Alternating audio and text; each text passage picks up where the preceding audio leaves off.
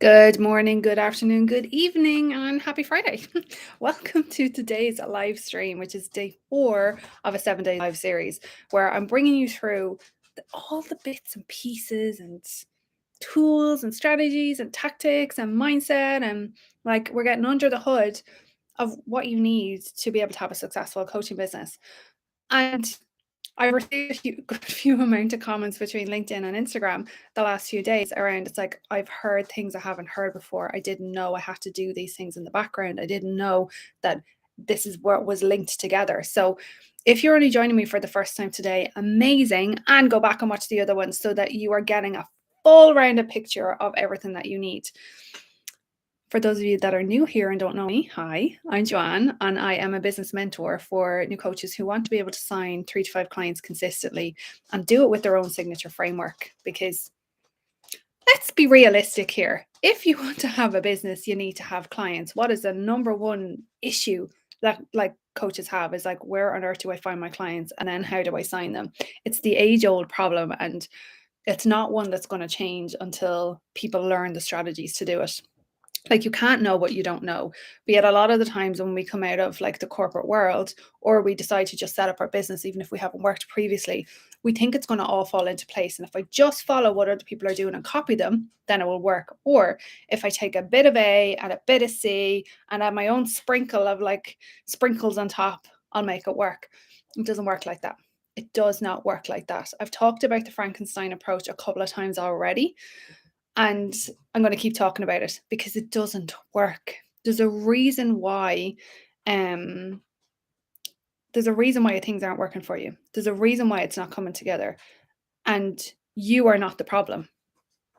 You have got to make choices for sure, but you are not the problem. It's your like application or your lack of application of strategies and the mindset that you put to it. But it doesn't say anything about you as an entrepreneur. It doesn't say anything about your capabilities, but there are certain shifts that you do get to make so that you can see the success that you want. So yesterday we looked at how do you actually fill your masterclass?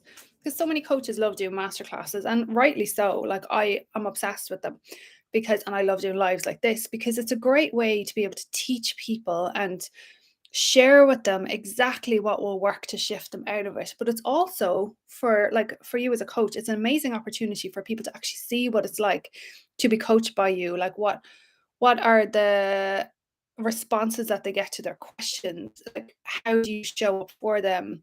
What is your personality style? How does it come across? And it's a beautiful way to be able to create that engagement and that community. So if you don't have something like that incorporated into your business, I highly recommend it.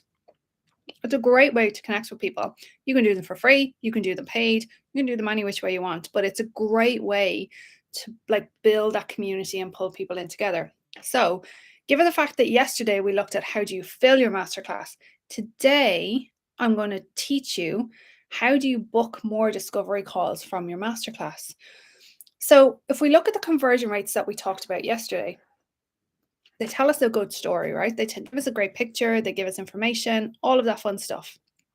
And if you're like me and like spreadsheets hurt your face, you still need to know this data. So figure out a way to make it work for you, because you do need to know this data. Avoiding it means that you're not focused on certain things in your business that you need to know to be able to generate results. So one of them being, what are the conversion rates that exist within your business? So yesterday we said that roughly, you like to have people opt into your masterclass in the first place. You want 50% of the people that land on your opt-in page to opt in, right? So if 100 people land on your opt-in page, 50 of them opt in. Anything less than that, and you're not off to a good start at the races. Now, it's also feedback for you that there's something on your landing page not working. However, let's just say we have those people in. Like anywhere between 25 to 33% of those people that have registered will attend live. So your numbers have already dropped. You with me on this? Then from there, anywhere between 12 and 25% of those that are on will buy from you / book a call with you. So just being mindful of that when you're going in. Now, that's not to say that if you have 8 people registered, that 8 people won't attend and 8 people won't book a call. I've had that happen before.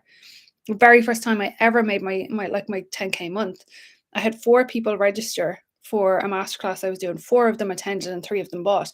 So it's 100% possible. But it is going to matter like how you show up, the effort that you put in, and the energy. But you do want to look at your statistics so that you know what your conversion rates are, and that you're setting yourself up for success, and that you're not just doing something for the sake of doing it and tick a box. So let's move it on to how do you actually get more people to book calls with you / buy your offer from a masterclass. So it starts, there's a lot of sewing going on here. Just notice that. It starts before your masterclass even begins. And it blows my mind how many people don't actually offer anything prior to their masterclass beginning. They wait till the end. That's scarcity mindset. That's you holding like your clients really small and presuming you have to do more in order for them to come into your world. Remember, if somebody is signing up for your masterclass, they may have come to multiple things you've done before, been watching you for ages. I literally signed a brand new one-to-one client this morning, and she said to me, I've been following you in the background for ages. Do you know how normal that is? Like, that is hugely normal. So don't assume that you have to do all these extra things for somebody to sign up with you. They may be signing up for you to wait for your offer so that they can buy, right? Do it before. So when somebody registers for your masterclass, when you're saying thank you so much for registering, are you offering them a call at that point? And if not, why not? If not, why not? I'm serious. If not, why not? 30% increase in calls comes from doing that. Now you can do it on your thank you page. You could do it on your welcome series of your emails, but do it. That's the first place that you can do it. So that's a number one tip to increase more calls from your masterclass. So one of my clients, she actually signed 2 clients before her masterclass ever started by that one technique, 2 high ticket clients. She had made her 10 grand a month before she'd even got into her masterclass. So I want you to think like that. Get out of that scarcity thinking and into abundance. I've said it multiple times this week. You have got to project out and focus out and not come from a scarcity point of view. Our role as coaches, our role as mentors, your role as a coach, your role as a mentor is to stand firmly for your clients that are in front of you, your prospect clients that are in front of you, your clients that already exist that are in front of you. It is your responsibility to stand firmly for them, which means that you have got to be in front of them, sharing with them exactly what they need on a regular basis so that they can have exactly the impact that you want to create in the world. If you're holding back, you're doing them a disservice, and you're actually so hear me out with this, right? You're actually being really selfish towards them, and you're rejecting them because you're saying, well, actually, you need to hear all of this before you'll take action. So you're making decisions on their behalf. And what I'll say is, how dare you? Like, I would be horrified if I thought somebody didn't make me an offer because they thought I couldn't afford it. If somebody didn't make me an offer because they thought I didn't have the time. If somebody didn't make me an offer because they were afraid of what my reaction would be. If somebody didn't make me an offer because they weren't prepared for me to ask a question so that I was comfortable with the sale. You cannot operate like that as a business person. So you've got to shift out of that way of thinking and focus out and come from a place of kindness, unconditional love, and generosity. And that abundant mindset is so important for you to be able to not only fill your masterclass, but to be able to fill all your sales calls too and your program. So keep that in mind as we're continuing to go through this. So there's simple little things that I'm going to share with you to do. In case you can hear the water lapping, my dog has decided to take a drink. So it's such a cute Cocker Spaniel. If you follow me on social media, you'll see him. There's little things that you can do that will support you with increasing the number of calls that you have booked. Again, I've said the same thing multiple times this week. You've got to layer your strategies. You've got to layer your approach to optimize the outcome. Anyone out there that tells you this is the only way to do it, or this is the the number one way to do X, that's what's called a hook. You're going to create the same thing. Okay, it's a hook. It's to hook people in, because there's layers of things that also get to be done on top of that so that you get the most optimum effort. And this is why the Frankenstein method doesn't work, because you would have to take somebody's, for example, social media and be able to, like a jigsaw puzzle, put all of the pieces together to figure out exactly what needs to be done and then some. Because there's still going to be layers of the strategy that just don't make sense to share on social media because they're just not sexy.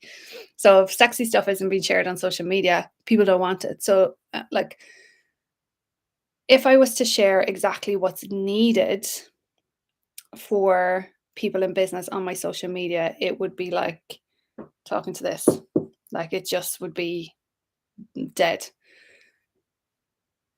Same with when you're on your masterclass, you've got to speak to people and hook them in based on what they want. Sales is emotion. You're selling based on emotion. You're selling based on the emotional solution that you're gonna be able to prepare to somebody. Write that down. You're going to be selling to somebody. The sale is going to come based on the emotional solution that you're going to provide for the person. It's really important that you remember that, because there's certain ways that you get to show up in your masterclass that will optimize the number of calls that you can get booked in. So if you're not comfortable pitching during a masterclass, start practicing. I remember I set up a Facebook group with just me on my own and just practiced into it. Just kept practicing into it. Like, I even practiced my stand and like me getting excited, what my background looked like, the tempo, the tone, all of that. Continued practicing it so that I was confident what was going to come out of my mouth made sense. And even if I slipped it up, how was I reacting to that slip up? So practice. If this is something you're not comfortable with, practice.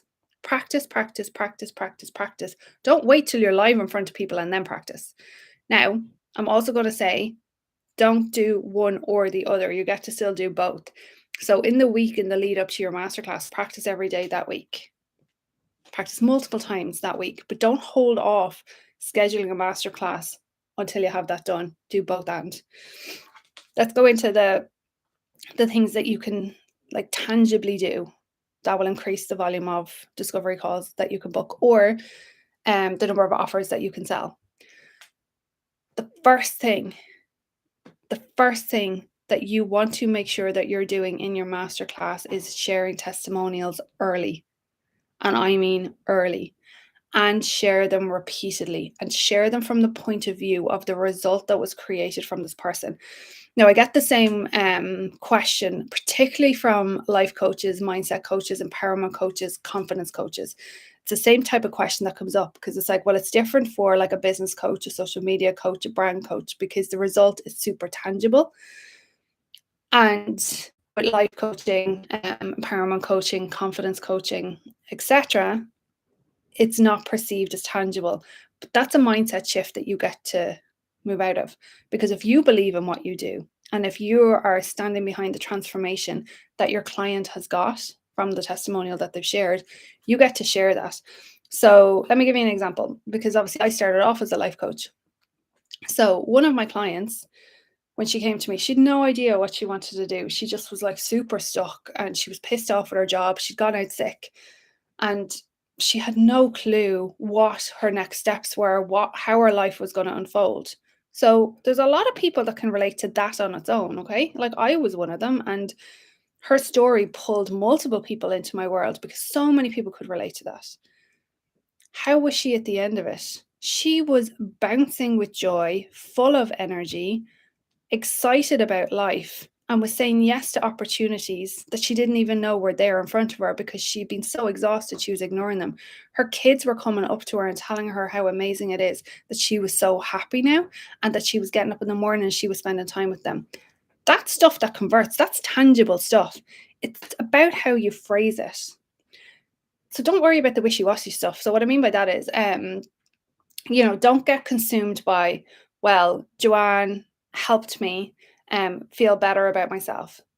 You can reframe that to say, for example, if the person's name is Claudia, right? Claudia went from feeling like this to feeling like that. That makes it tangible. Do you get me? Let me know if this is like resonating with you, that, Claudia started off feeling like this and then went to this. So create the tangibility from it. Doesn't matter that it's emotions, because emotions sell. And this is where a lot of people fall down. It's the emotions that sell. Now, we don't want to run our business based on emotion, because that will kill our business. But emotions sell. Fact. Emotions sell. What is the emotion people don't want to feel, and what is the emotion they do want to feel? So like, take what I do. The emotion that people don't want to feel are terrified as to where the money is going to come from, terrified about where the next client is going to come from. Are they able to do this? Was their husband right, their partner right, their child right, their mother right, their teacher right? That they would amount to nothing, that this is impossible, that it's too hard, and that they're just not good enough. That's what people don't want to feel.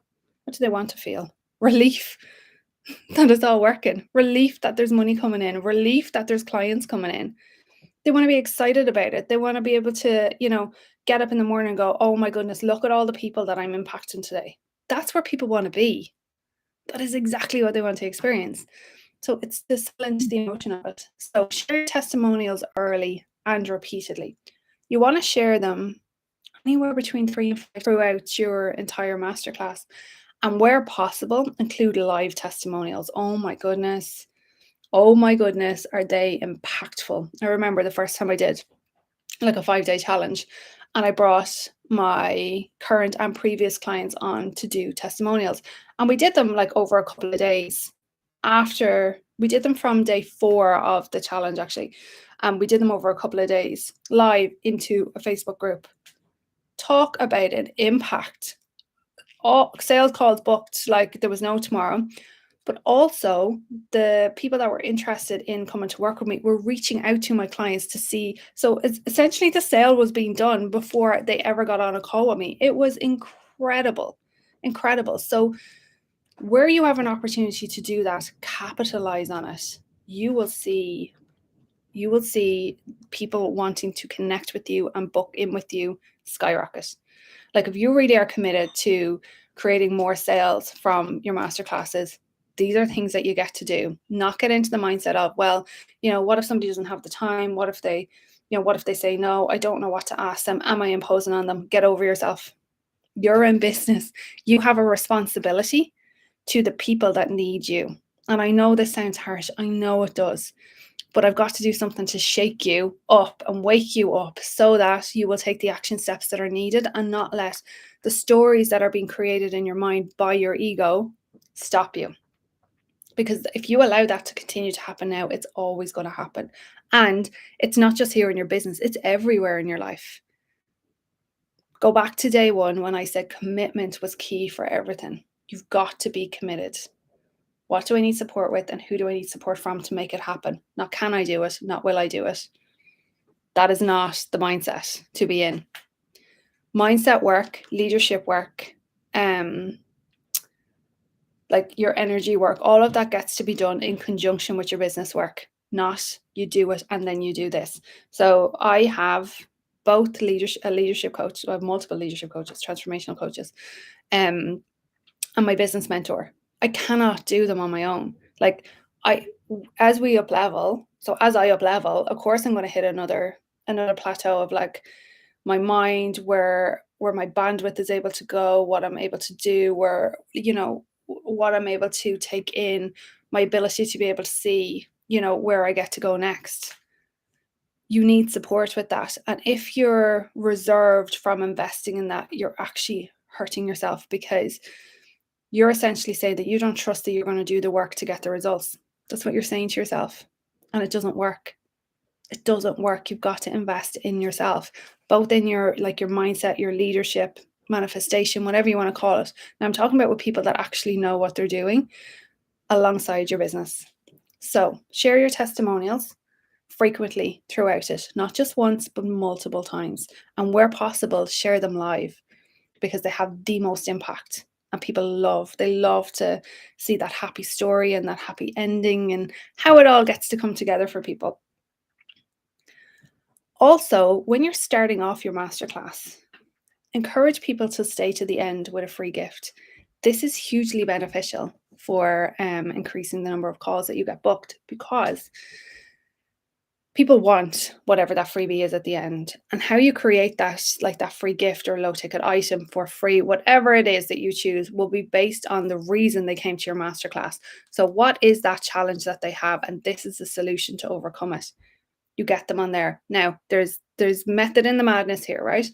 The reason why you get them to stay to the end is because obviously you're going to be pitching then, but also anyone that that stays and downloads that freebie is then going to be going into essentially a sales sequence. So you want to bring them into an email sales sequence where you're inviting them to book a call. So either way, if you don't capture them in your pitch, you're going to capture them on your sequence at the back end. So you have the most optimum opportunity to be able to call in new people into your world. So always think about it. We want to optimize the visibility in front of people, the opportunities that we're sharing with people to come work with us, and the opportunities for them to be able to say yes.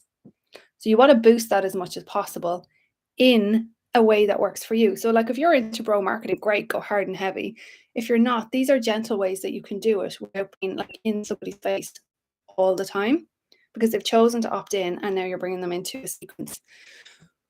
When you're sharing your pitch, here is my literal top secret that I'm going to share with you as to how I get my pitches to convert when I'm sharing an offer. So whether my offer is to buy a program or my offer is to book a call with me, as I'm going through the masterclass, I always ask questions.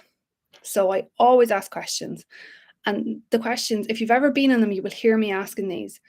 What is, number one, who are you and what you do, right? So whatever that translates to for your niche. But then also, what is the like the biggest challenge that you have right now? Now, obviously, I will contextualize that around whatever the topic of the masterclass is. But what is your number one challenge right now?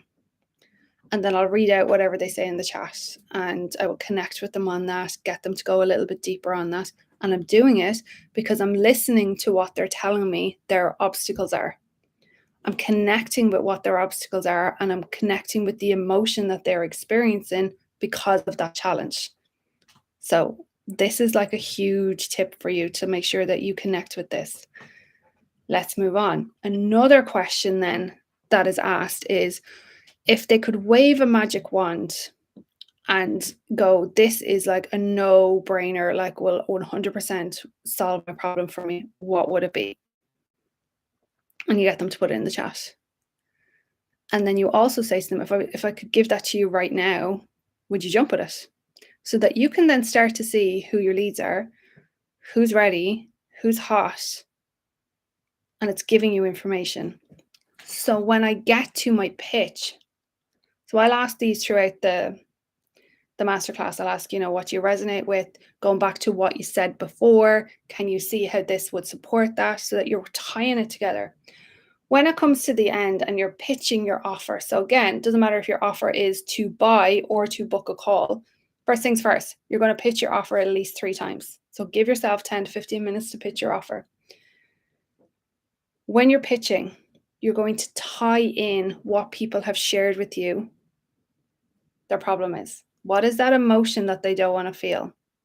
What is the emotion that they do want to feel when they have this solution?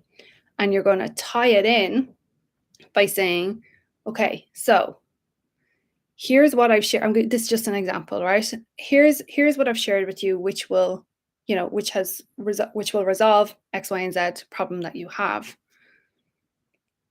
Earlier on, you shared with me, this is what you were experiencing. Now I know what that feels like. And then you'll share how you know, and you'll share how your clients have experienced it before.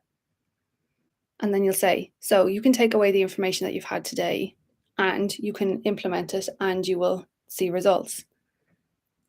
For those of you that know that you're like me and you need that additional support, you need that accountability, and you need to know the how to and have all those pieces in the background and how to move forward with it, then I have an invitation for you, which is to come work with you so that you can have, and then you speak into the emotional solution.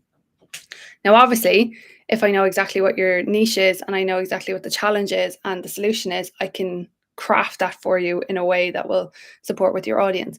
But that's why you want to ask those questions and listen to what they're saying so that you can pull it in, tie it in, and then create your pitch for your offer. Now, I've often been known to get a brainwave during a masterclass where I'll hear a problem coming up multiple times that I didn't know was the problem because it hadn't come up in market research. But if it comes up more than once, where my brain will go is I can actually offer that as a bonus for my offer. So I will give you an example that I did 2 years ago because it was a no-brainer offer and it blew up my sales. So there was a lot of people talking about how the administration of social media was something that was like draining them. It wasn't something that they wanted to do. They didn't know how to do it. They didn't know where to start, blah, blah, blah.